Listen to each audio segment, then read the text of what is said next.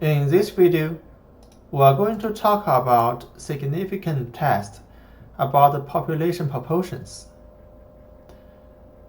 Here are steps of a significance test about a population proportion. Step 1. Check assumptions. First, the variables we're dealing with is categorical variable.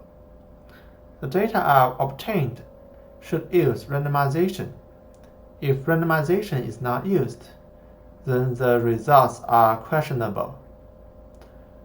The data should be sufficiently large that the sampling distribution of the sample proportion p hat is approximately normal.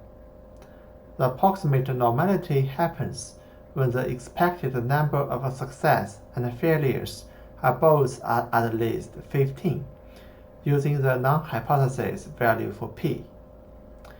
In other words, if p times the p0 larger than or equal to 15, and the n times 1 minus p0 larger than or equal to 15, we have to check both conditions.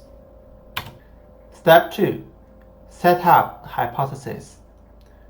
Non-hypothesis will have the following setup. P equals to p0.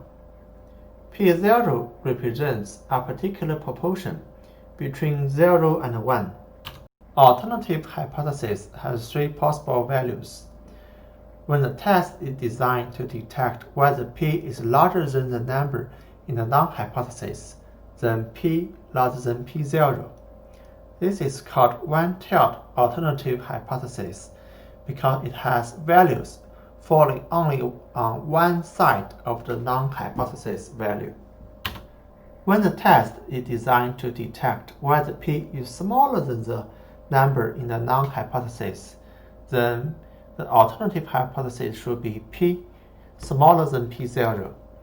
This is another one-tailed alternative hypothesis because it has values falling only on one side of the non-hypothesis value.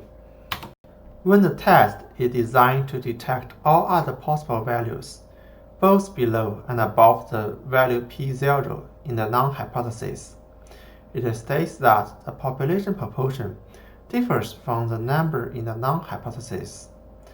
The alternative hypothesis should be p doesn't equal to p0.